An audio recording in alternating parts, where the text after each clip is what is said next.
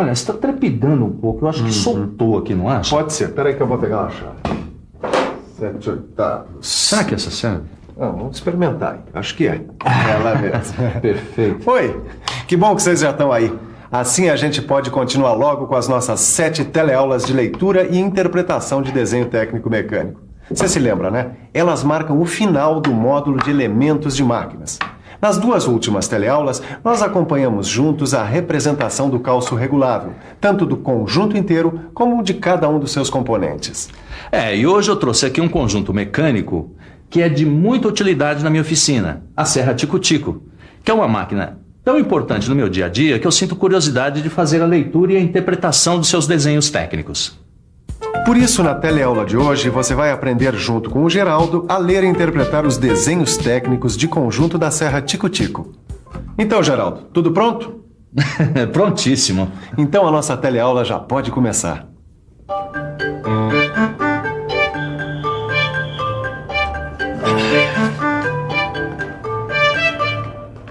Grande Titão. Ô, Caio, ainda bem que você chegou. Eu vou dar uma boa olhada agora no desenho técnico da serra Tico-Tico.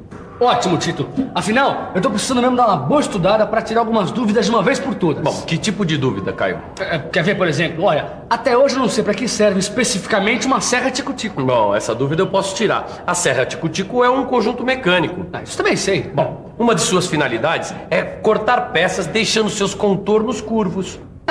Acho que eu entendi. Bom, mas para você entender mesmo como funciona uma serra Tico-Tico, o bom mesmo é olhar a perspectiva isométrica em corte. Perspectiva isométrica.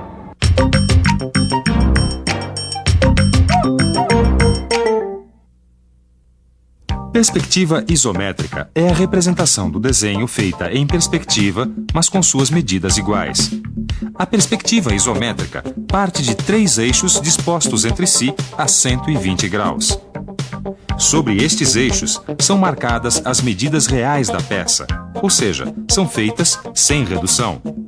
Neste caso, a perspectiva isométrica aparece em corte, o que é identificado por estas áreas achuradas que aparecem ao longo do conjunto mecânico. Bom, essas áreas achuradas que aparecem ao longo do conjunto mecânico representam as partes maciças do modelo que foram atingidas pelos planos de corte. Mas apesar desse tipo de representação ser de fácil compreensão, ainda deixa de lado um número importante de informações necessárias na hora da execução do conjunto mecânico.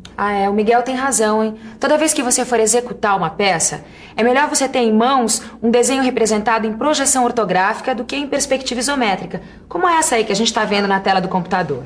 Que tal a gente dar uma olhada na projeção ortográfica da serra Tico-Tico? Repare que a serra Tico-Tico tem uma quantidade muito grande de componentes. São 19 tipos de peças, sendo que algumas delas aparecem mais de uma vez. Bom, mas hoje nós vamos analisar apenas o desenho de conjunto da serra Tico-Tico. Depois a gente vê os desenhos de cada um dos seus componentes. Mas se os desenhos dos componentes da serra Tico-Tico só vão ser tratados depois, o que é que nós vamos fazer agora, Ananias? Calma, Geraldo. Se você quiser entender direito o funcionamento da serra Tico-Tico, antes você precisa fazer uma interpretação do desenho de conjunto. Nele estão descritos todos os componentes desse conjunto mecânico tão importante. Mas nós já não vimos essa tal de perspectiva isométrica? Vimos. E vimos também que a perspectiva isométrica, apesar de fácil interpretação e compreensão, ela deixa de fora algumas informações importantes para quem vai executar a peça ou para quem precisa fazer um bom controle de qualidade, como é o seu caso. Tem razão. Geraldo, para facilitar a interpretação do desenho de conjunto em projeção ortográfica, compare-o com o desenho de conjunto em perspectiva isométrica. Você tem toda a razão, Ananias. De cara aqui no desenho de conjunto em projeção ortográfica, eu encontro uma completa lista de materiais informando material e dimensões para cada um dos componentes da serra Tico-Tico. Bom, Caio, agora eu acho que já dá pra gente dar uma boa olhada em como são ligados os componentes da serra Tico-Tico. Tem razão, Tito. É muito importante a gente entender muito bem isso, porque na hora de montar esse conjunto não vai ser nada simples. Afinal, são 19 tipos de peça, que às vezes se repetem. Exatamente, vamos nessa. Observe que na peça 1, que é a base, estão fixadas a peça 5, que é o mancal, e a peça 18, que é o cilindro. Tá certo, Tito. Mas pelo que eu tô entendendo, tanto o mancal quanto o cilindro estão fixados na peça 1, que é a base, através das peças 19, que são os parafusos de cabeça escariada. Cabeça escariada? Mas o que significa o verbo escariar? Escariar, alargar, em geral chanfrando buraco ou abertura onde se vai introduzir prego ou parafuso, de maneira que fique com as cabeças niveladas com a peça onde se cravam. Olha, repare que justamente por ser escariada, a cabeça do parafuso fica nivelada com a peça onde está cravada. Nesse caso, a peça é a base da serra tico-tico. Por isso, o parafuso prende o mancal à base sem que a sua cabeça fique para fora. E já que a Ângela falou no mancal, dá só uma olhada aqui no desenho técnico. Repare que ele está preso a outra peça além da base. Veja que essas duas peças, 6, de número 6 aqui, que são os rolamentos, estão fixadas nas peças 5 e 3, que são o mancal e o eixo. Deu para compreender? Só que existe um outro tipo de peça que fica presa graças ao mancal. É essa aqui, ó, a número 5. Agora, as peças 7, aqui, ó, vem aqui, que são os discos, estão fixadas sob pressão no mancal. Olha, Ananias, quanto mais eu aprendo sobre a montagem da serra tico-tico, quer dizer, quanto mais eu sei de como devem as suas peças estar ligadas, mais seguro eu me sinto para trabalhar com a máquina. Você está certo, Geraldo. É muito importante conhecer em detalhes o funcionamento da máquina e dos seus componentes, para poder operar a serra sem correr nenhum tipo de risco. Então a gente deve continuar a estudar o modo de como as peças se ligam uma nas outras, né? É para já. Aqui. Veja que na extremidade dessa peça 3, que é a árvore, está fixada a peça 2, que é a polia. E pelo que eu estou vendo, a polia está fixada na árvore através da peça 4, que é o parafuso.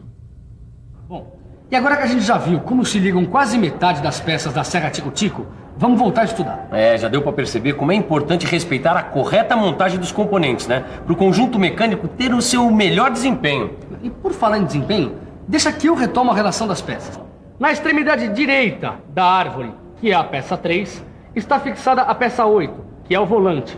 Na extremidade inferior e superior da peça 9, que é a biela, estão fixadas as peças 11, que são as buchas da biela. Só não dá para esquecer que a biela e as buchas para a biela estão ligadas às peças 8 e 15, que são o volante e o pistão. Bom, Miguel, eu acho que o pessoal está entendendo direitinho como os componentes da serra tico-tico se ligam entre si. Mas ainda falta ver alguns poucos componentes, não? Bom, deixa que a gente arremata isso rapidinho. Olha só.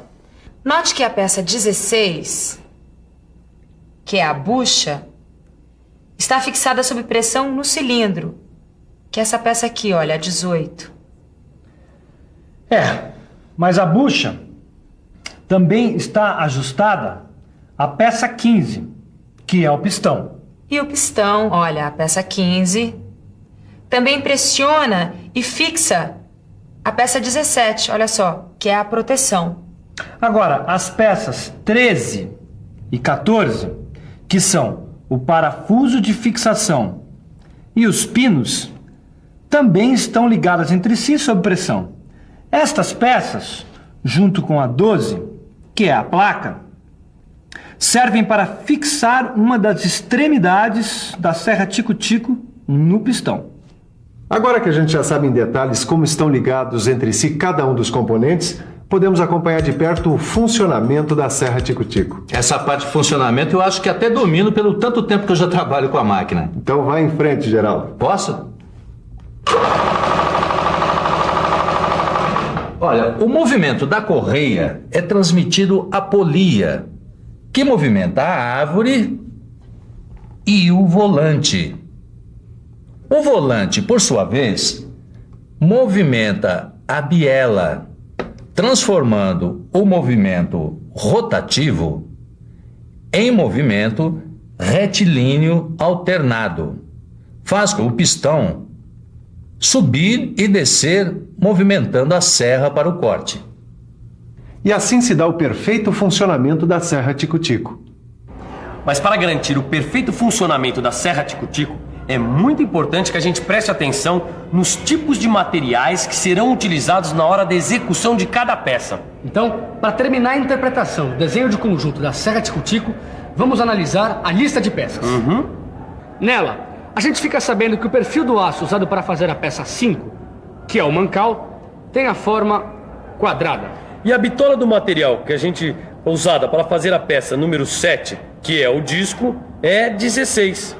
As dimensões do material usado para fazer a peça 16, que é a bucha, são diâmetro 21 milímetros e comprimento 45 milímetros. E a marca do rolamento, que é a peça 6, é SKF e a especificação é 6.201. E agora que a gente já viu a ligação entre os componentes da serra Tico-Tico e alguns materiais usados por esses componentes, que tal uma boa revisão? E atenção, se liga aí que é a hora da revisão. Na teleaula de hoje, você acompanhou a representação da serra Tico-Tico. Analisou a sua perspectiva isométrica em corte. E ainda estudou em uma projeção ortográfica a ligação entre os componentes. Finalmente, você viu como é feita a transmissão de movimento na serra Tico-Tico.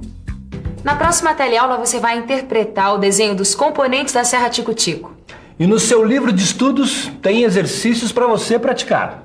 Então, até lá! Até mais!